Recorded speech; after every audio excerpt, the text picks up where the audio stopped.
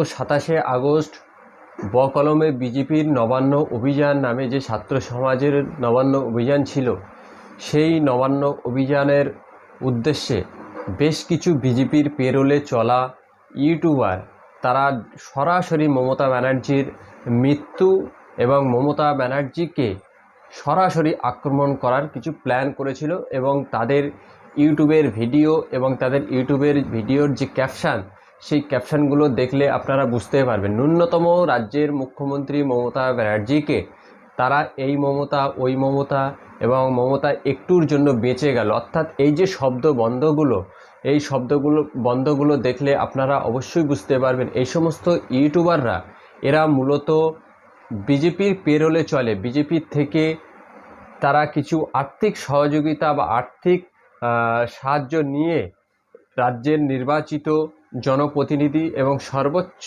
প্রশাসনিক প্রধানকে তারা সরাসরি অপমান করছে এবং তার প্রাণহানি করার ব্যবস্থা করছে। এমনকি তারা এই প্ল্যানটাও করেছিল, একদিকে নবান্ন অভিযানে গিয়ে সেখানে মমতা ব্যানার্জিকে সরাসরি মৃত্যুর মুখে ঠেলে দেবে, অপরদিকে কালীঘাটে মমতা ব্যানার্জির বাড়িতে আক্রমণ করা হবে। এমনই সব মন্তব্য ভিডিও আপনারা ওই সমস্ত ইউটিউবারদের যে চ্যানেলগুলো আছে বা ইউটিউব চ্যানেলগুলো আছে সেখানে গেলে আপনারা বুঝতে পারবেন। তার মধ্যে একজন হলো সংখ্যালঘু নামে সংখ্যালঘু মুখ আরামবাগের হারামবাগ টিভি, আর একজন হলো দ্য নিউজ ড্যাশ। আপনারা নিশ্চয়ই বুঝতে পারছেন কোনো এক গুহবাবু চালায়, তিনি নাকি জন্মেছিলেন বর্ধমানে, তিনি বর্ধমানের ছেলে, তিনি নাকি অনেক কিছু করতে পারেন।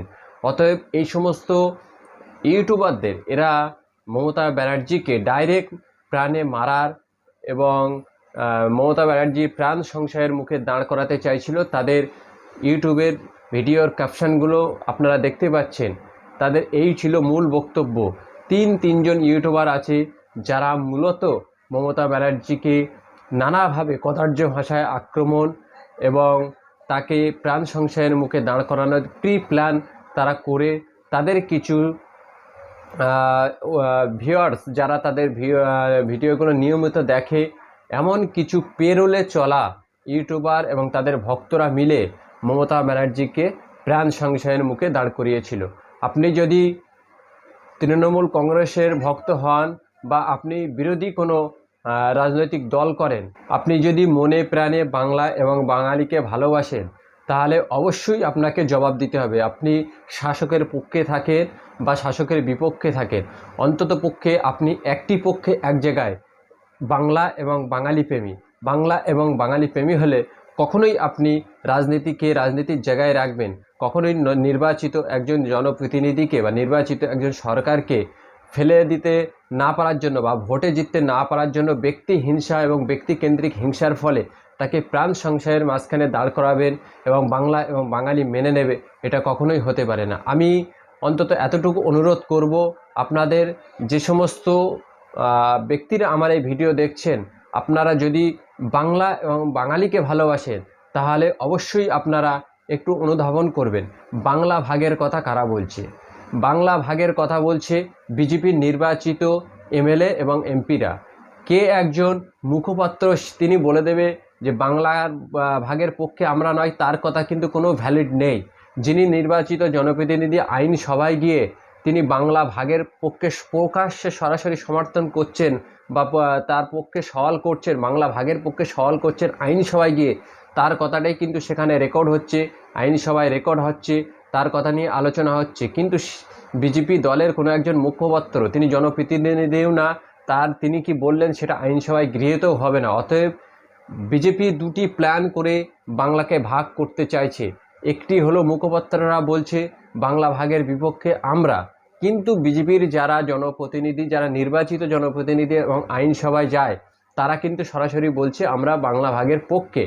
অতএব তারা মানুষকে ধোঁকা দিয়ে তারা বাংলাকে টুকরো টুকরো করে তারা আরএসএসের আদর্শে বা বাংলাকে ছোট ছোট করে দিয়ে কেন্দ্র নির্ভর করে দিতে চাইছে। হয়তো যত ছোট ছোট রাজ্য হবে তত তারা কেন্দ্রের প্রতি নির্ভরশীল হয়ে পড়বে এবং কেন্দ্র থেকে একছত্র আধিপত্য বিস্তার করতে চাইছে। এই জায়গায় দাঁড়িয়ে বাম, কংগ্রেস এবং ছোট ছোট যে সমস্ত রাজনৈতিক দল আছে তারা রাজনীতিকে রাজনীতির জায়গায় রেখে বাংলা এবং বাঙালির পক্ষে কথা বলার জন্য এগিয়ে আসতে হবে। আপনি যে কোনো রাজনৈতিক দলকে সাপোর্ট করতে পারেন, তার মানে এই নয় যে আপনি কি বাংলা ভাগকে সমর্থন করবেন। ঠিক তেমনইভাবে এ রাজ্যের নির্বাচিত জনপ্রতিনিধি, তিনি জনগণের ভোটে নির্বাচিত হয়ে মুখ্যমন্ত্রী হয়েছেন, আপনি তাকে রাজনীতির ময়দানে লড়াই দেন, রাজনীতির ময়দানে বুঝে নেন, কিন্তু কখনোই আপনি বিরোধী রাজনৈতিক নেতা হলেও, কর্মী হলেও, সমর্থক হলেও আপনি চাইবেন না যে ওই জনপ্রতিনিধির প্রাণ সংশয় করা হোক।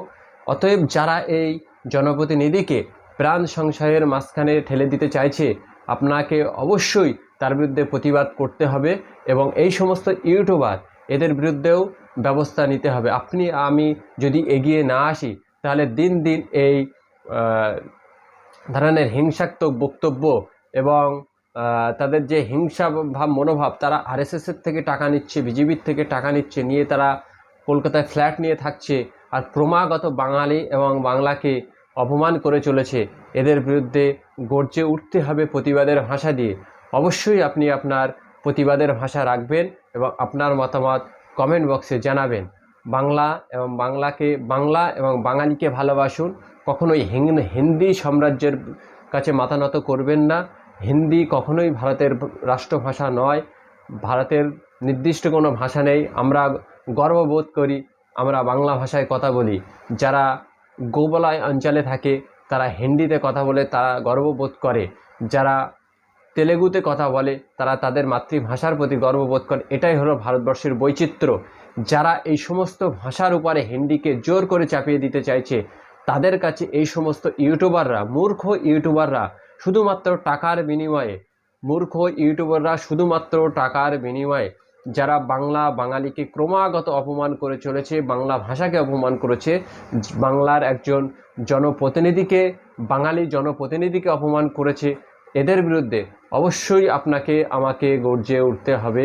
এবং পরিশেষে আপনারা অবশ্যই আপনাদের মতামত কমেন্ট বক্সে জানাবেন এবং ভিডিওটি যদি ভালো লাগে অবশ্যই লাইক শেয়ার করে অন্যকে দেখার সুযোগ করে দেবেন এবং বাংলা প্রেমী মানুষের কাছে আমার এই ভিডিওটি পৌঁছে দেবেন।